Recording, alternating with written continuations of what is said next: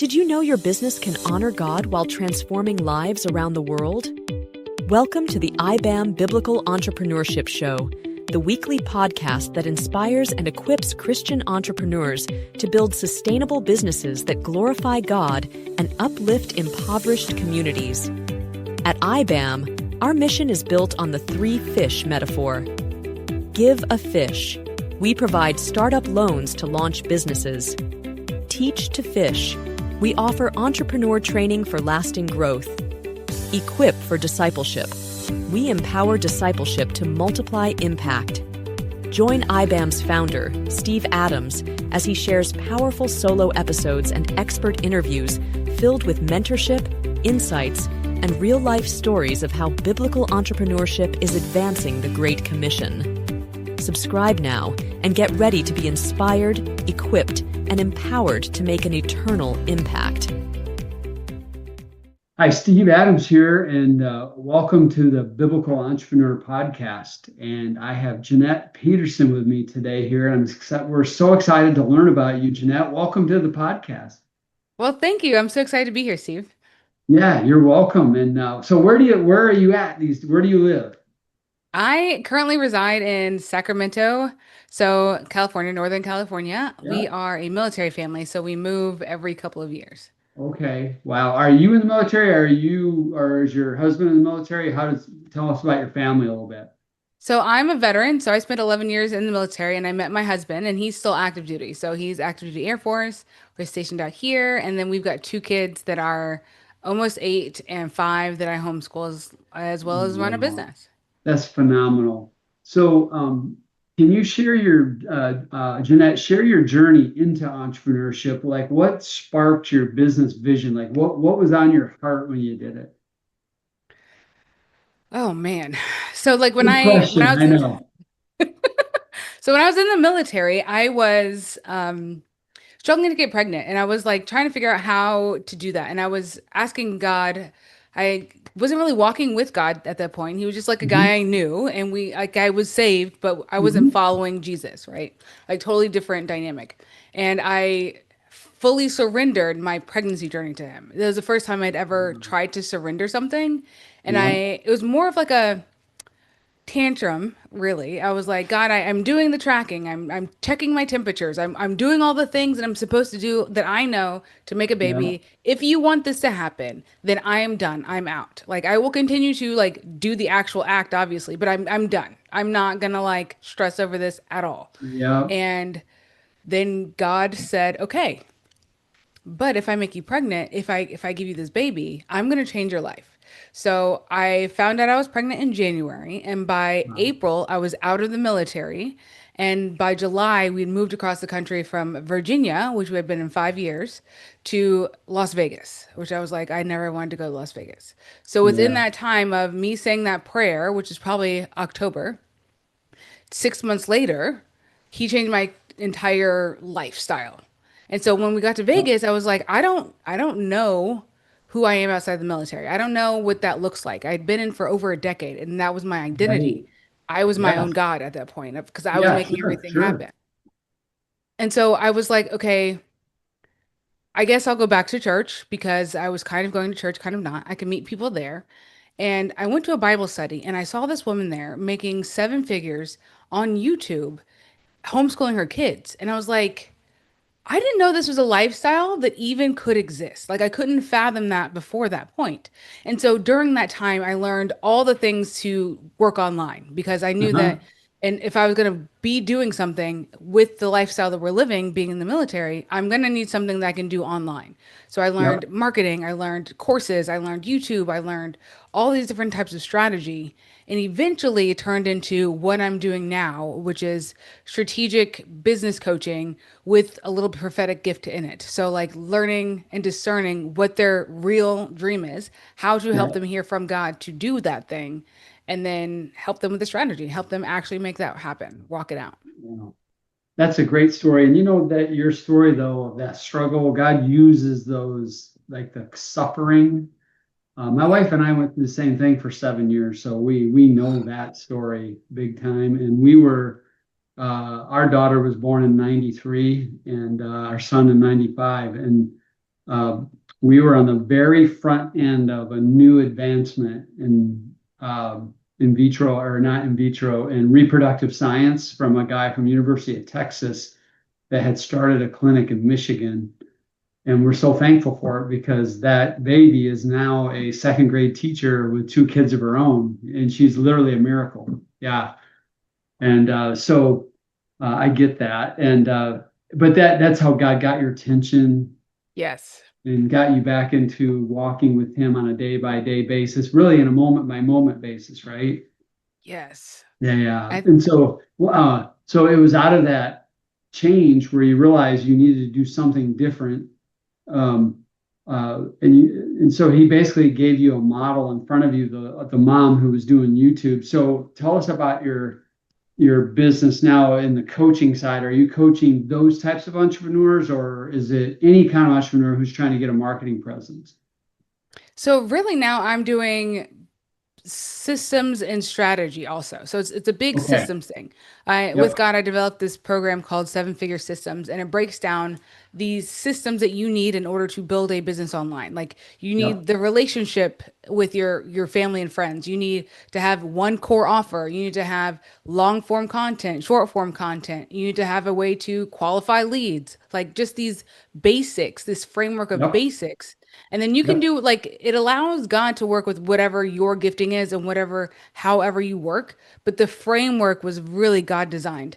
And so now what I do is I help primarily women, he called me to women, to help them build Good. businesses Yep. strategically with him and follow his lead in every step of the way because I feel like there's so much stuff out there. You can do whatever you want and all those strategies do work, but that doesn't mean it's going to work for you in the way that you're gifted and the way that God has called you to affect the marketplace because I feel like that's a Mm-hmm. big thing is marketplace calling. You're called there. It's Yeah. not like you Oh, just yes. get there. Yeah, that's a core part of our curriculum that we teach overseas. I mean, it's available domestically too, but the idea that business is a calling from God. It is, we're not running around the world setting up fake platform businesses for missionaries to use. I mean, that's okay. If missionaries want to have a business, we'll work with them. But we talk about that you are called to business. Because I was just in my church recently. I used to be an elder there, and all of our elders preached, and so we live in Texas now. So I was back in Michigan this summer, and they asked me to preach, and so I did, and I preached on this concept of there's the Great Commission, but there's also the First Commission in Genesis 1:26 through 28, where God gave us work. Yeah, He Yes. created it. He values it. There's intrinsic value in our work. And so that's part of our calling. It isn't just the Great Commission, it's our work because they're so interconnected. Because for most of us, we spend most of our time at work, and that's our neighbor, right? Yeah, Yes. yeah, yeah. So what I like what I heard from you about you mostly work with women. What caused you to niche down that way? Because I like what I'm hearing is women who want online businesses because it's authentic for you because it's your life, right? Yes. Right. I don't, so I have always worked with men, like always worked with men. Like Mhm. I was like the In Jiffy the Lube. military. Yeah, I was in the military. I was the GM of a Jiffy Lube. Like I've just always worked with guys. Like that's always just been my thing. But when Mhm. God called me to the marketplace, he made me realize that women don't know who they are because they get sucked into these labels of I'm just a mom. I don't know if I can do that. I'm like, you are a child of God first. Yeah. God has called you to these things. That is a placement that you are doing. Like I am a mom, I am a wife. Those are positions that I hold, but I'm also a business owner. Like the Proverbs 31 woman, I feel like is a combination of all the things that God wants us to be and could be. Right. So like Yeah. she's also a business owner. She's also doing these things. Yep. And so it was like a me showing them that it's possible for them and like showing like and being bold in it and being like I'm not going to stop homeschooling my kids just because I have a business. Like you can do all of the things if God calls you to all those things. So just figure out how to do it. And Absolutely. that's why I Yeah. love automations. I teach them automations and I teach them how to make it work for them instead of against them, you know? Owning them. Right. Yeah. Yeah. No. And I'm just driving at something, and that is, um, if you can solve something unique in the market, if you can solve for something and then you niche down narrowly, that's where the wins are, and everything gets easy. I've experienced this twice.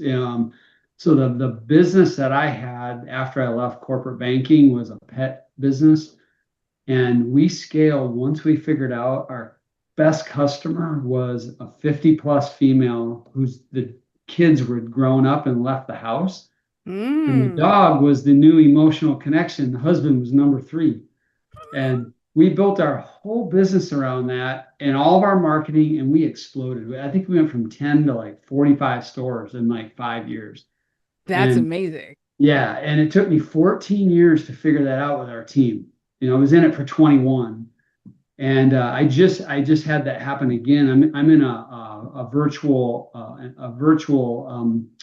medical restoration business, and we have niched down into founders who have exited their company, and they're what they want is a medical restoration. What they need is identity and purpose. Yes. So we merged the two. And now all of a sudden everything's easy because we know who to say no to, who to say yes to. And I'm sure that's a big part of what you're teaching your ladies, right? Yes. Because they want to be nice and help everybody. I'm like, you can't help everybody. You can't, right? Right. You have to actually repel some people. Yes, and on purpose. In a nice way. Yeah, on purpose. Right? And you can do that and be a Christian. Yeah. Yes. Right. Right. Like it's not exclusive. It's just there's somebody called to that person and it's not you. And that's okay. Yeah. So tell me how and it's never simple and explicit and clear in this sense, but how do you want to honor God and glorify him in what you do, Jeanette? Man, that is not an easy question. I think It's that not. No, just take your time with it. Wrestle with it. It's okay. yeah, I think that first it's like integrity. Like am I being integritous in everything that I do? I think that that is very honoring. I was talking to Yes.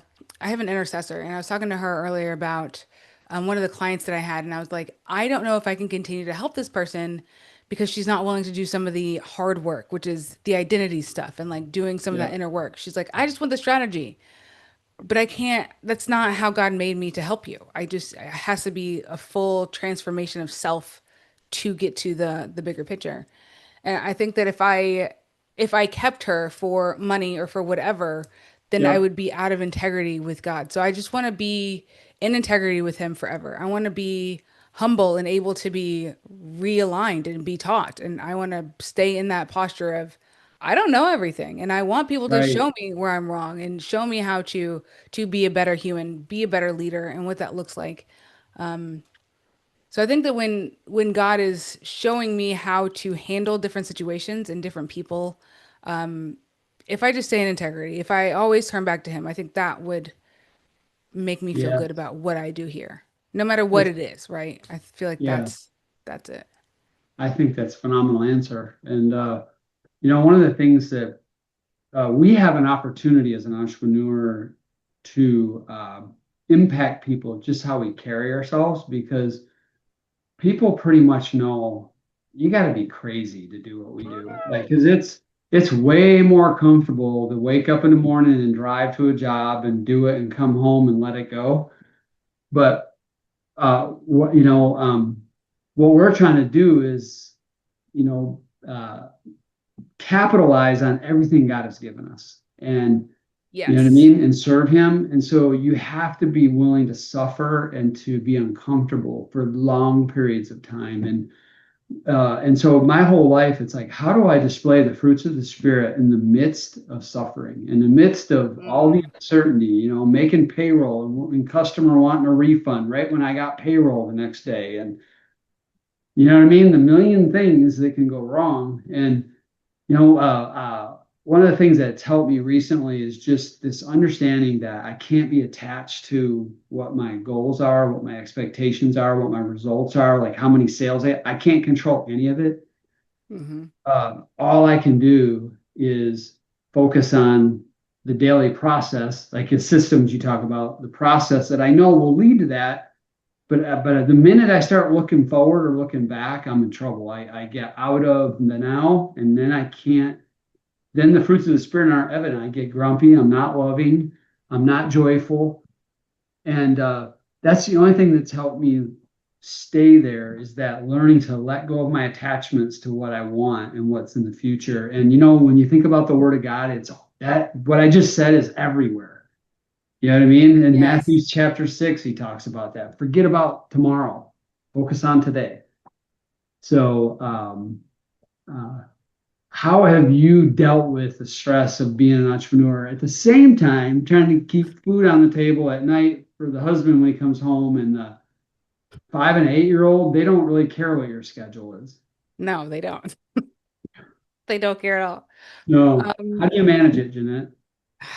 it the systems, honestly, like I have to systemize everything in my life. So Yeah. like when we wake up, we have a process of what happens. We're like, all right, Yep. we're gonna get dressed, we're gonna go eat, we're gonna do the dishes. I run the dishwasher like twice a day because Yep. it helps the end of the day go smoother if everything's already cleaned and I don't have to go Right. back Yeah. downstairs and clean.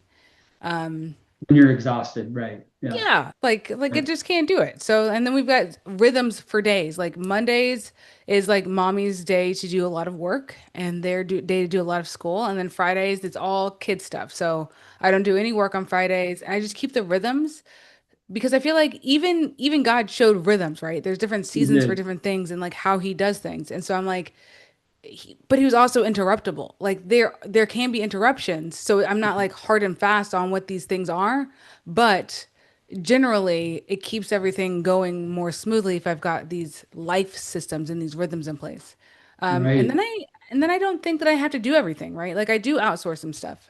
I have my house cleaned once a month and I have like my laundry outsourced right now because it's Absolutely. easier for me if I can pay attention to the kids and make sure they're learning than if I'm doing all these things around the house and trying to Right. do what God is telling me to do online. I just can't do it all. So I'm like, what doesn't need my brain? What is Right. something that I can outsource? How can I get more bang for my buck? Yeah, that's good. I just hired a VA Yeah. finally, and same idea. And the other thing too is like the value of your time. Like if you're generating profit by your online business, you have to value your time based on that profit. Yes. So you shouldn't be doing laundry and doing some of those other things. So that's really Right. wild. Yeah. How are there any big lessons? How long have you been in this business now, Jeanette? So my 8-year-old, so probably around 6 years, I would say that I've been in business Okay. because I was like Yeah. still trying to figure things out right at the beginning. Right. So Like 6 years. it's been a long game. So it's been a lot of Yes. time, because 6 years, one day at a time is a long time. Um, Yes. what are some of the big things God's taught you as you got uncomfortable and chose this journey? It was a lot of the stuff that you just mentioned, which was you can't look back. Mm, You can't have an extra thing. You can't have a backup plan. You have to go all right. in on me. Like before I fully committed to my business, I was moonlighting it. I had a six-figure job doing cybersecurity engineering, but God was telling me, I can't help you unless you release that job because you're making that your idol. You're depending on Yep. that. So like a Yeah. lot of that stuff was like I have to depend on God for my provision. He is my Yep. provider, but I have to Yep. trust him to that. And that is hard. So I was like, how do I do that? And a lot of it is like inner healing and like learning how to be a better human and what God has called me to and being more like him and how do I do that? So those are some of the biggest lessons I think I've learned is that we're never done healing. We're never done learning new things from God. We're never done repenting. We're never done changing our mindset on so many things. And Yep. I just love that I get to do it with God. Like you said, like I don't have to worry about any of these things if they're his problem because I'm doing what he's telling me to do. So the money is his problem, the people are his Yep. problem, all of that are Yep. his problem. I do my part, which is run the play every day, and that's it. I love it. Run the play every day. Yep. Instead of, living in tomorrow, which is where all of the stress and anxiety comes. I heard another author talk about, at the end of the day, it's self-absorption is what causes fear and worry. And not where I'm not talking about the morality of it. I'm just talking about this. You're running this script in your head all day long. Oh my God, what am I going to do? Oh my God, am I going to have enough money? And that is not what God calls us to. Absolutely not. That's something, like, I've been an entrepreneur 29 years, and I'm still learning that lesson, Jeanette. Like, you're always going to be learning it. Last summer I spent the whole summer memorizing and meditating on Psalm 16, because that's what I Wow. needed last summer. Last summer is what I needed in the Word, was that. So yeah. So let me ask you this, and this question: what advice would you give somebody brand new right now who might be listening, who is a believer and they want to go on this faith-driven journey, and they haven't been ready to they haven't been able to jump in with both feet yet? I mean, trust is hard, right? And It is. trusting an unseen God, use that in air quotes, is hard. But trust that you are listening to him. Trust that you hear his voice, and trust that he is there in when you're standing on the water in the middle of the Yeah. leap, because he's the one that's going to catch you. So do it scared, as long as you know you're hearing from God, right? Some people say do it scared to do all the things. No, do it scared because God is calling you. Do it scared because he's the one that's going to catch you. So just do it. That's It's good. hard, it's scary, but do it. I love that. I remember in '96 when we moved to Wisconsin from Michigan. I had a 9-month old and a 3-year old, basically. And it was the same thing. I left a 6-figure job in the '90s. So you can do the math on the time value of money on that, at a bank, which was secure. And nothing went right at first. We weren't making money. And I just remember saying, and this is where I'm bringing back what you just said, and that is, I remember telling myself, God didn't call me here to fail. So just get out of bed and go run the play, basically. And he's got me. He's got me. And here I am now. That was 1996. It's 2025, and God still got me. So Yes. I hope that encourages you. It does. Honestly, it does. Yeah, I'm like, yeah. okay, Steve can do this. I can do this. Oh yeah, you can do it. And also, you know what? It's my son wrote me a text yesterday that he's 29. He's in San Francisco. He works for a brain science company out of Vancouver, British Columbia.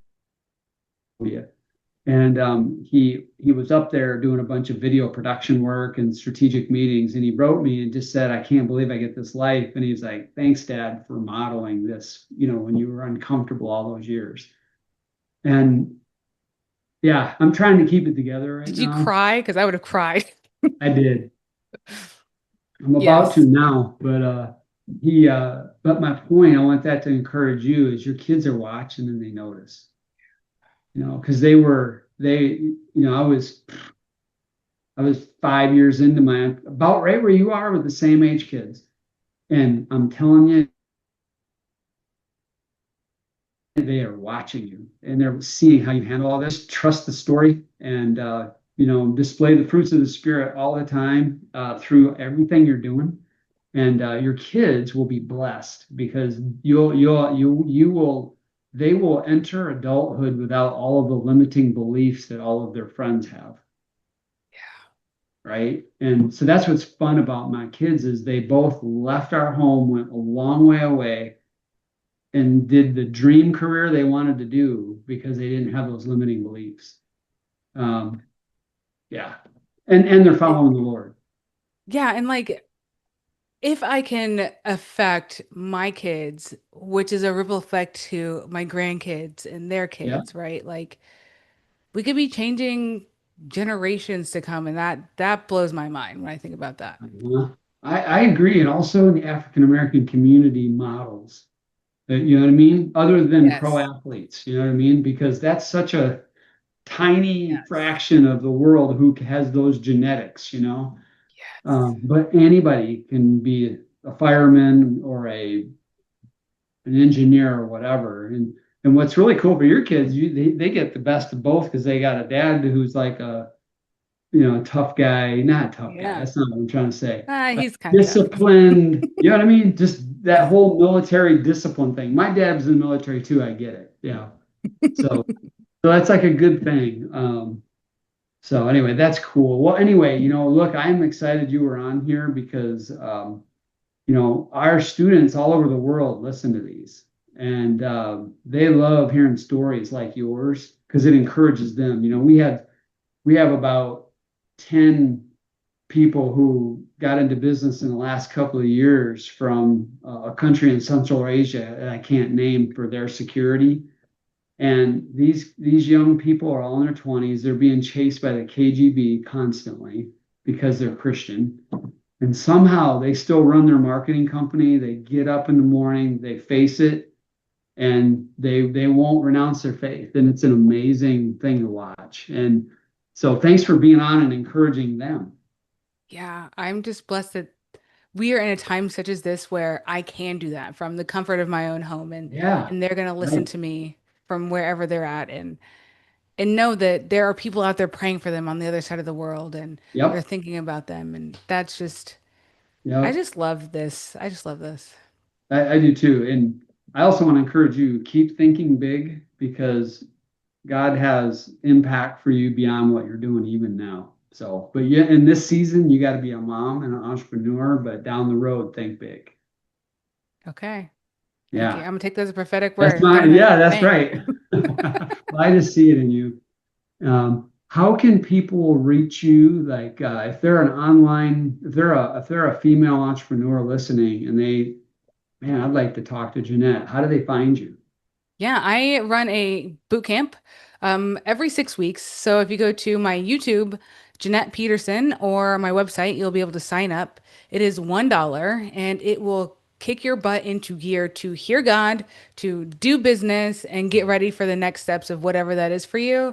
It is literally my favorite thing to do, and God created it, so it's awesome. It wasn't me. So JeanettePeterson.com or look Yes. for Jeanette Peterson on YouTube. And just so Yes. everyone knows, it's Jeanette, Jeanette, and then Yes. Peterson is Son, not Yes. Sen, Son. So SON. yeah, and Like we'll have all jeans, like this. you put your son in jeans. You son jeans. Like Yes, yeah, and our team will make sure it's in the show notes and everything so people will perfect. get it accurately.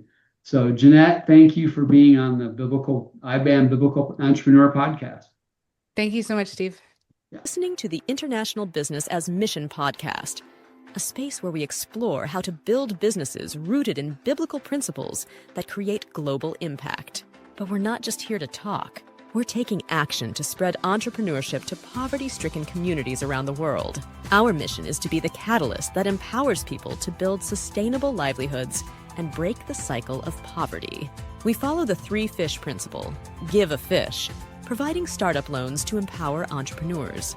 2, teach to fish, offering entrepreneurial training for sustainable business practices. And 3, equip for disciple making, building a community that supports spiritual growth alongside business success. This is life-changing work, but we can't do it alone. We need passionate impact partners like you to join us on this mission. By becoming a donor, your generous gift will directly fund the establishment of new businesses that provide dignified work and hope. Just imagine, your donation could help a single mother in rural Africa start a small farming venture that allows her to feed her children and send them to school. Or a young man in Southeast Asia to launch a small business, breaking the chains of generational poverty. This is the power of entrepreneurship as a force for good. Will you join us in unleashing it? Go to ibam.org now to start impacting lives through the transformative power of business as mission. Together, we can create a world of flourishing.